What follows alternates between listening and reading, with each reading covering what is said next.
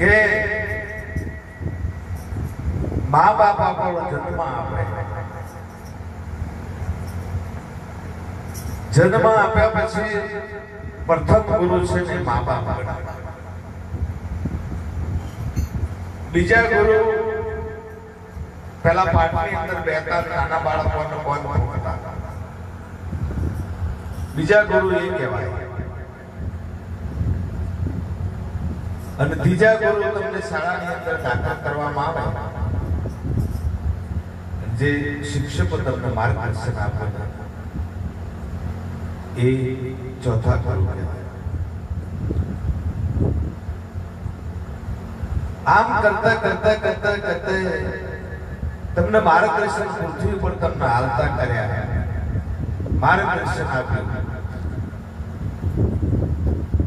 પણ સદગુરુ જેને કહેવાય, ગુરુ કહેવાય, એ ગુરુ છે ભગવાન. બીજા કોઈ મા બાપ ભગવાનનું ઘર ન બતાવી શકે. મા અને બાપ મળ્યા એટલે કર્મ કરી, એમને કર્મ કરીને આપણને દાન કરેલું છે. પુત્રને દાન કરવામાં આવે. બાપ છે ને 4 વસ્તુનું દાન કરે અને મા છે ને 4 વસ્તુનું દાન કરે. આ બંને નાતો મળે એટલે 4 ને 4 8 થાય. 8 નો 8 બને. અને યુગો પહેલા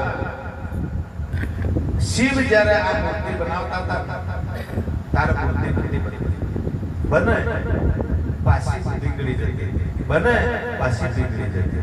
આ મનુષ્યના દેહની ગળતરની વાત કરીએ છીએ. પણ એ સમયે 33 કરોડ દેવી દેવતાઓએ એ વખત હાજરી આપી. પોતે પોતાનું સ્થાન આ દેહની અંદર મૂકવામાં આવ્યું છે. 0 પોઈન્ટમાંથી પહેલા હતો ને બ્રહ્મ. આ પૃથ્વી પર 9 કરોડની અંદર જળબંબાકાર હતા. અને તમારી પણ જે વખત સ્થાપના થાય છે ને એ વખત પૃથ્વીનો આકાર બને, ગોળ પૃથ્વીનો આકાર બને. અને એની અંદર આનું સ્થાપન થાય. એટલે શિવ છે ને શક્તિને પ્રગટ કરે. શક્તિ આવી એટલે શક્તિએ 3 પુરુષ પ્રગટ કર્યા: બ્રહ્મા, વિષ્ણુ અને મહેશ. રજોગુણ, તમોગુણ, સત્વર. આ ત્રણે આ બધો મળી અને 5 તત્વોને બોલાવવામાં આવ્યા. આ તમારા દેહની રચના કરવા માટે 5 તત્વોને બોલાવવામાં આવ્યા: વાયુદેવ, અગ્નિદેવ, જળદેવ, પૃથ્વીદેવ અને આકાશ. એટલે આ બધોય મળી સરસ્વતીએ તમારી રચના કરી, વાણીની રચના કરી. શંકર પાર્વતીએ હૃદયની અંદર સ્થાન મળ્યું. એથી નેચા જો જેને તમને જઠરાગ્નિ કહેવાય, તમે દેશી ભાષામાં ડોડો કહેવામાં આવે. અને સંતોની ભાષાની અંદર અહીંયા જઠરાગ્નિ આવે.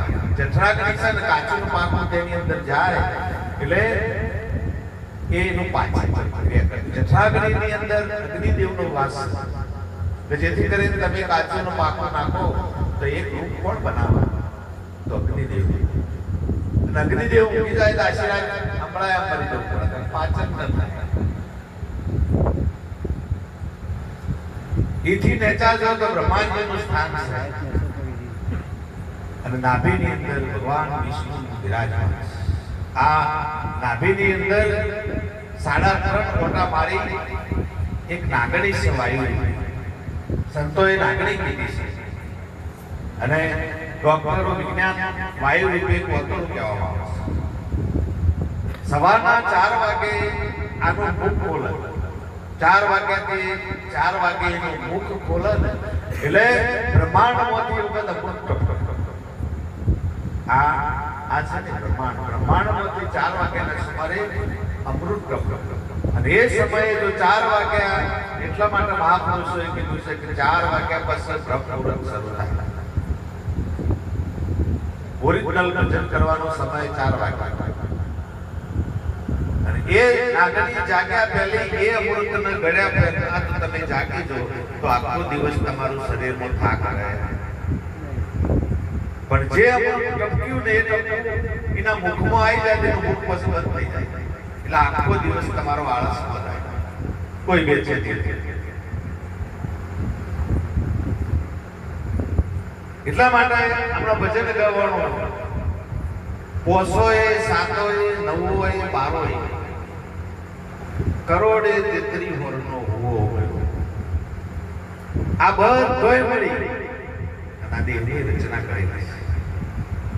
આ ખૂબ અનમોલ વસ્તુ છે. આ તો આપણે જોડ્યા વગર જતા રહીએ છીએ એક પણ આ કરોડ રજ્જુની અંદર થઈ 150 નાડીનો પ્રવેશ થાય. બધો ઓપરેશન કરવું સારું પણ કરોડ રજ્જુનું ડોક્ટર ઓપરેશન સક્સેસ કરતા કરતા ઓકે પડી આવે. કારણ કે આમાં છે ને આ 150 નાડીની અંદર પાછી એક બંધ નળ ચાલે છે કે જે તત્ના અંગૂઠા નેચર ફોટો આગળ પછી મોતી કરંટ ચાલે. એક શેડો તમારા અંગૂઠામાં પડેલો છે અને એક શેડો અહીંયા છે. હરદમ તમારા સત્સંગ જો ધ્યાન રાખતો હોય તે અંદર રહેલો કરંટ છે. એ જે દાડા અંદરથી ઉડી ગયો એ દાડા તમને કોઈ કરશે. ખૂબ જીવન મળ્યું છે. ખૂબ આ જીવનનો ખૂબ સમજવા જેવી વસ્તુ છે. ઓનો ખૂબ મોલ છે પણ મોલ કોનો છે? હિંમત કોની થાય? તમારા અંદર ચાલી રહેલો શ્વાસ. આજે તમારી કિંમત છે શ્વાસની કિંમત છે. શ્વાસ ચાલે છે તારું સુધી તમારી કિંમત છે. હોય તમે બેહી રહેશો કચરમાં બેહી રહેશો શ્વાસ જે સમય બંધ થઈ ગયો પછી તમારી કોઈ કિંમત નહીં સમજાય. પછી કે હવે રાતના ગદ્દાઈ જાય એટલે ઉઠાવ. એટલે એક ભજનમાં કીધું છે કે રમતા જોગી આયા નગરમાં રમતા જોગી આયા. જો સુધી તમારા શરીરની અંદર શ્વાસ ચાલી રહ્યો છે ત્યાર સુધી શ્વાસની ક્રિયામાં પરમાત્માનો વાયુ નામનો ચાલી રહ્યો છે. તત્વ ચાલે છે અને એ તત્વથી આપણું આ જીવન ચાલી રહ્યું છે. અને એ જે દિવસ બંધ થઈ જશે એટલે સતલાસના તો સતલાસના ખેતરમાં હશો તો ખેતરમાં જો તમે હશો ને આ ખોડિયાથી નાતો છૂટો પડી જશે. એટલે એક વાણીમાં કીધું છે કે શ્વાસ ધની આ શરીરની સગાઈ છે. જો સુધી શ્વાસ ચાલે ત્યાર સુધી આ ખોડિયું છે અને શ્વાસ જે દિવસ બંધ થઈ જાય એ દાડા પાસે કારખાના ઇનાય કરવા જાય. એટલે આ શ્વાસની બહુ કિંમત સમજવા જેવી છે. આ તો એક રંગપુર જેવું ગામ હતું અને આ ગામની અંદર મહિલા મંડળ આપણા નહીં ચાલતું પણ એ વખતના સમયમાં મહિલા મંડળ ચાલતા. એટલે આ દીકરીઓ બિચારી રોજ આજુબાજુના ગામોની અંદર આમંત્રણ મળે એટલે ભજન કરવા માટે આપણા ગામના ચોક જેવો ચોરો છે તો રોજ એક માજી ખાટલો નાખી લેમડીના સગલા બેહે અને આ બધું જોયા. એટલે માજીની એકતા હોય એવું છે આ બધા તૈયાર થઈ જઈને જોઈ છો લાવજો મને પૂછવા દે. એટલે માજીએ પૂછ્યું કે બરો એવું છે માજી કે આ રોજ છો જોશો કે માં એ તો કે તમને આમાં મગજ પડાય નહીં કિસ્સામાં અમારે મગજ ના પડે પણ કે તો માં જે તો રોમનો બોણ વાગ્યા હોય ને એકદમ કે તો તને કાલે મારા આપું છું. કાલે કે તાર મારે લેતો જઈએ કશું હતો નહીં. અમાર તો તમે આવશો તો અમારું હતો શું તો રોમનો નોમ જ લેવું છે. આ તો આજે તો પેલો કાંઈ 7 વાગે જવાનો આ તો 3 વાગ્યાનો તૈયાર થઈને બેસી ગયો કે શેવો રોમનો બોણ વાગ્યો. આ તો બીજા દિવસનો કાર્યક્રમ શરૂ થયો તો નીકળવાનો સમય થઈ માજી તૈયાર થઈ ગયો કે ઉપર મારા આવું છે કશું હતો નહીં. માજી હેડો માજી અંગાઈ થઈ ગયો બાજુના ગામની અંદર કાર્યક્રમની શરૂઆત કરી. એટલે જોજે જેના ભજન ન ભાવતું હોય ને હેઠી બેઠા આજે પણ જેના ભજનની તાલાવાળી હોય ને એ પાટના નજીક આજે તમારા કત્રો કરો. પેલું તાલાવેલી ના હોય ભગવાન પ્રત્યેનો પ્રેમ ન હોય જ્યોત પ્રત્યેની લાગણી ન હોય એટલે એમને કેવું હોય બાયપાસ